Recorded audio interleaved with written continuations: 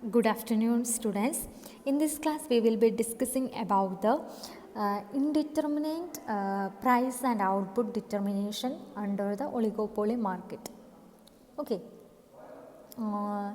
that is the demand curve facing the firms under the perfect competition, monopoly and monopolistic competition are determinant. നമ്മൾ already പഠിച്ചു കഴിഞ്ഞു. Perfect കോമ്പറ്റീഷനിലും monopoly മാർക്കറ്റിലും monopolistic കോമ്പറ്റീഷനിലുമുള്ള demand curve എന്ന് പറയുന്നത് നമുക്ക് ഡിറ്റർമിനൻറ്റ് ചെയ്യാൻ പറ്റും. അതായത് ഓരോ ഫേംസിനും അവരുടെ പൊട്ടൻഷ്യൽ, അവരുടെ ഓരോരുത്തരുടെയും പ്രൊഡക്റ്റിന് വരുന്ന പൊട്ടൻഷ്യൽ ഡിമാൻഡ് എത്രയാണെന്നുള്ളത് ഓൾറെഡി പ്രെഡിക്റ്റ് ചെയ്യാൻ വേണ്ടി സാധിക്കുമായിരുന്നു. But when it comes to the oligopoly market, because of the interdependency of the firms, the demand is indefinite. For example, if a firm A under oligopoly market cut down its price to sell more, firm B, C and D also cut the price. Therefore, the expected increase in the demand by A will not be materialized. അപ്പം oligopoly മാർക്കറ്റിലൊരു 4 companies ഉണ്ടെന്ന് വിചാരിക്കുക. A, B, C and D. A എന്ത് ചെയ്തു? എയുടെ price reduce ചെയ്തു. എന്തിനു വേണ്ടിയിട്ട്? കൂടുതൽ പ്രൊഡക്റ്റ് സെല്ല് ചെയ്യാൻ വേണ്ടിയിട്ട്. പക്ഷേ എ പ്രൈസ് റെഡ്യൂസ് ചെയ്യുന്ന കണ്ടിട്ട് ബിയും സിയും ഡിയും എന്ത് ചെയ്തു? പ്രൈസ് റെഡ്യൂസ് ചെയ്തു. അപ്പം എ എക്സ്പെക്റ്റ് ചെയ്ത അത്രയും ഡിമാൻഡ് എക്ക് കിട്ടാൻ ചാൻസ് ഇല്ല. Okay, there are different models of oligopoly and various techniques of price determination. An important techniques of price determination is price leadership. എന്തായിരുന്നാലും നമ്മൾ പ്രൈസ് ഡിറ്റർമൈൻ ചെയ്യാൻ വേണ്ടിയിട്ട് നമ്മൾ ഒരുപാട് ടൂൾസും ടെക്നിക്സും ഒക്കെ യൂസ് ചെയ്യുന്നുണ്ട് ഒളിഗോപോളി മാർക്കറ്റിൽ. അതിൽ അങ്ങനെ ഒരു ഇമ്പോർട്ടൻറ്റ് ടെക്നിക്കാണ് പ്രൈസ് ലീഡർഷിപ്പ് എന്ന് പറയുന്നത്. Discussing about the slide, in an oligopoly market situation, a small number of firms will compete with each other. നമുക്കറിയാം ഒളിഗോപോളി മാർക്കറ്റിൽ വളരെ ചെറിയ ഫ്യൂ നമ്പർ ഓഫ് സെല്ലേഴ്സ് ആയിരിക്കും ഉണ്ടാവുക. The number of sellers or firms in an oligopoly market will be few. That is oligopoly is A competition between A few number of firms. Okay, the sale of each organisation under oligopoly depends upon the price changed by other organisation in the market. അതായത് ഒരു organisation അതിൻ്റെ price change ചെയ്യുന്നുണ്ടെങ്കിൽ അതിൻ്റെ effect എന്ത് ചെയ്യുന്നുണ്ട്? മറ്റ് ഓർഗനൈസേഷനെ effect ചെയ്യുന്നുണ്ട്. Okay, then if an organization lowers down its price, its sales would increase. Automatically നമ്മൾ തിങ്ക് ചെയ്താൽ മനസ്സിലാവും. ഒരു ഓർഗനൈസേഷൻ അതിൻ്റെ പ്രൈസ് റെഡ്യൂസ് ചെയ്താൽ ആ ഓർഗനൈസേഷൻ്റെ സെയിൽസ് എന്ത് ചെയ്യും? ഇൻക്രീസ് ചെയ്യും. However the sales of the organization in the market would increase. അല്ലേ? പ്രൈസ് റെഡ്യൂസ് ചെയ്തുകൊണ്ട് അവരുടെ ഓവറോൾ സെയിൽസ് എന്ത് ചെയ്തു? ഓർഗനൈസേഷൻ ഇൻക്രീസ് ചെയ്തു. In such scenario other organization would also lower down their price. ഒരു ഓർഗനൈസേഷൻ അവരുടെ പ്രൈസ് റെഡ്യൂസ് ചെയ്ത് കഴിഞ്ഞാൽ ആ മാർക്കറ്റിലുള്ള ബാക്കി ഫേംസും അവരുടെ പ്രൈസ് എന്ത് ചെയ്യും? റെഡ്യൂസ് ചെയ്യും. Okay, therefore the price and output is indeterminate under oligopoly. അതായത് ഒളിഗോപോളി മാർക്കറ്റിൽ നമുക്ക് നമ്മുടെ പ്രൈസും ഔട്ട്പുട്ടും എത്രത്തോളമാണ് ഉണ്ടാവുക എന്നുള്ളത് പ്രെഡിക്റ്റ് ചെയ്യാൻ പറ്റില്ല.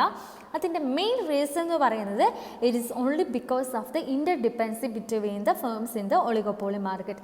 ഇഫ് വൺ ഫേം, എപ്പോഴാണ് ഒരു ഫേം അവരുടെ പ്രൈസ് കട്ട് ഡൗൺ ചെയ്ത് അവരുടെ സെയിൽസ് ഇൻക്രീസ് ചെയ്യാൻ പോകുന്നതെന്ന് നമുക്കറിയില്ല.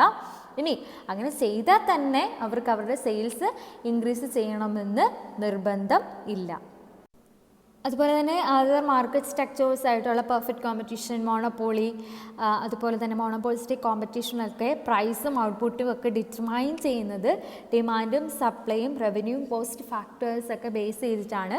പക്ഷേ ഒളിഗോപോളി മാർക്കറ്റിലേക്ക് വരുന്ന സമയത്ത് it cannot be determined because of the interdependency between the firms. അതായത് ഒരു ഫേംസിനെ ഡിപ്പെൻഡ് ചെയ്താണ് ബാക്കി ഫേംസ് എല്ലാം വർക്ക് ചെയ്യുന്നത്. ഇപ്പോൾ ഒരു ഫേം അതിൻ്റെ ക്വാണ്ടിറ്റി ഇൻക്രീസ് ചെയ്യാൻ വേണ്ടി, സെല്ലിംഗ് ക്വാണ്ടിറ്റി ഇൻക്രീസ് ചെയ്യാൻ വേണ്ടി അതിൻ്റെ പ്രൈസ് റെഡ്യൂസ് ചെയ്ത് കഴിഞ്ഞാൽ ബാക്കി എല്ലാ ഫേംസും എന്ത് ചെയ്യേണ്ടി വരും? പ്രൈസ് റെഡ്യൂസ് ചെയ്യേണ്ടി വരും. As we all know that Under monopoly, all sellers depends upon each other. The activities of one seller affect the others also. If one firm has to take a consideration the action and reaction of other firms while determining its price and level of output. ഒരു firm അതിൻ്റെ പ്രൈസും ഔട്ട്പുട്ടും determine ചെയ്യുന്നതിന് മുമ്പ് വേറെ ഫേംസിൻ്റെ ആക്ഷൻസും റിയാക്ഷൻസും determine ചെയ്യണം. Okay, അതായത് നമ്മളിപ്പോൾ ഒരു ചെസ്സ് പ്ലേ ചെയ്യുമ്പോൾ നമ്മൾ എന്ത് ചെയ്യും, നമ്മുടെ ഒപ്പോണൻറ്റിൻ്റെ അല്ലെങ്കിൽ നമ്മുടെ റൈവൽസിൻ്റെ മൂവ്സും റിയാക്ഷൻസും ആൻറ്റിസിപ്പേറ്റ് ചെയ്ത് ഒബ്സർവ് ചെയ്യുന്നത് പോലെ തന്നെ എന്ത് ചെയ്യണം, ഒളിഗോപോളി മാർക്കറ്റിൽ ഫേം നമ്മുടെ ഓപ്പോണൻറ്റിനെ എന്ത് ചെയ്യണം, ഒബ്സർവ് ചെയ്യുകയും ചെയ്യണം. ഓക്കെ, സോ നമുക്ക് പറയാം ഒളിഗോപോളി മാർക്കറ്റിലെ ഫേംസ് എല്ലാം തന്നെ ഇൻ്റർഡിപ്പെൻഡ് ആയതുകൊണ്ട് തന്നെ നമുക്ക് പ്രൈസും ഔട്ട്പുട്ടും ഡിറ്റർമൈൻ ചെയ്യാൻ വേണ്ടി സാധിക്കില്ല. So price and output under the oligopoly market is indeterminate. Okay, next one is reasons for indeterminate price and output under oligopoly. അതായത് ഒളിഗോപോളി മാർക്കറ്റിലെ പ്രൈസ് ആൻഡ് ഔട്ട്പുട്ട് ഇൻഡിറ്റർമിനേറ്റ് ആവാൻ വേണ്ടിയിട്ടുള്ള റീസൺസ് എന്തൊക്കെയാണെന്നാണ് നമ്മൾ ഡിസ്കസ് ചെയ്യാൻ പോകുന്നത്. First one is few firms. Okay, few firms, as we already said that in an oligopoly market there will be only few sellers. What is oligopoly market? It is a market situation which is characterized by the competition between a few firms producing similar or differentiated products.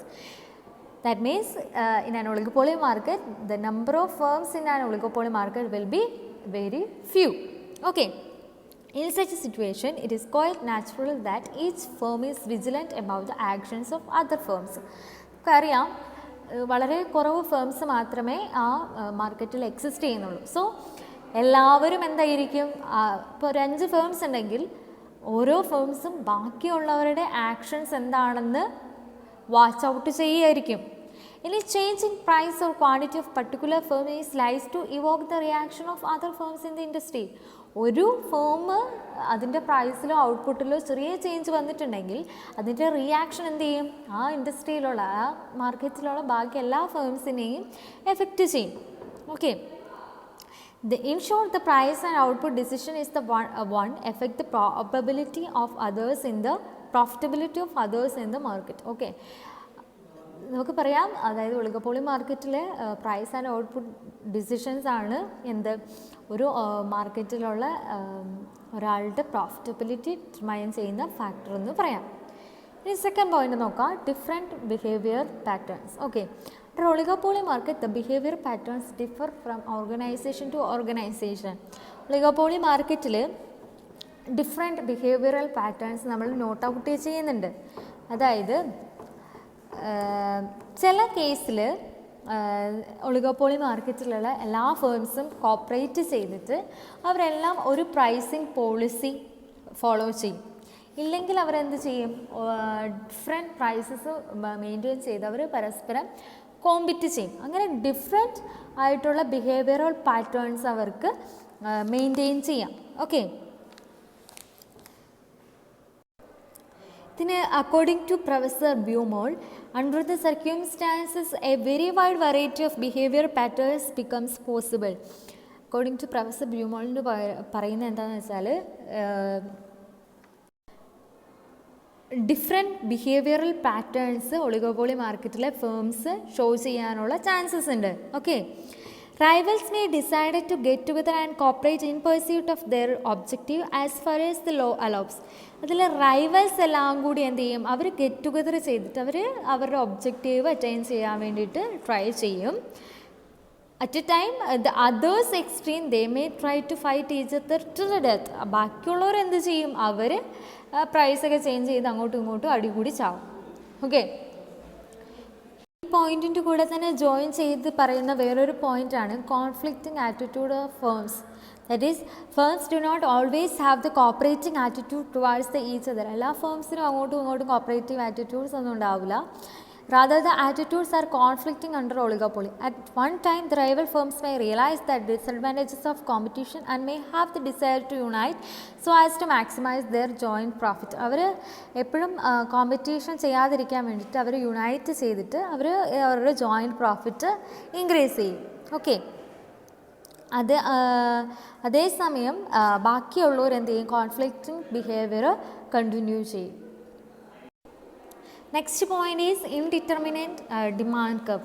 Indeterminate demand curve means another cause of indeterminance of price and output in oligopoly market is the indeterminate demand curve. We know that each firm is closely watch the actions of other firms because the actions of one firm can dramatically affect the others. നമുക്കറിയാം ഓരോ ഫേംസും oligopoly മാർക്കറ്റിലെ വേറൊരു ഫേംസിനെ watch out ചെയ്യാണ്. So ഒരു ഫേമിൽ ഉണ്ടാകുന്ന action വേറൊരു ഫേംസിൽ reactions എന്തായാലും ഉണ്ടാക്കും. Due to this interdependency, an oligopolistic firms cannot have the definite demand curve since it keeps shifting its response to reaction of rivals. Next point is non-profit motive. Okay, the profit maximization is not only the motive. The motive of profit maximization is followed by the firms in perfect competition and monopoly, enables the firms to have a determinate solutions to the price and output problem. നമ്മൾ നോക്കുന്ന പോലെ profit maximisation ആണ് perfect കോമ്പറ്റീഷനിലും monopoly മാർക്കറ്റിലും main aim എന്ന് പറയുന്നത്. അതുകൊണ്ട് തന്നെ അവർക്ക് price and output പ്രോബ്ലത്തിന് ഒരു ഡിറ്റർമിനൻ്റ് ആയിട്ടുള്ളൊരു സൊല്യൂഷൻ ഉണ്ട്. At the same time oligopoly മാർക്കറ്റിൽ ഫേംസിൻ്റെ എന്ന് പറയുന്നത് അവരുടെ മെയിൻ മോട്ടീവ് എന്ന് പറയുന്നത് പ്രോഫിറ്റ് മാത്രമല്ല. They have the motifs like sales maximisation, security maximisation etcetera. Okay, in an oligopoly market, the firms may have other motives like sales maximization, security maximization, etc.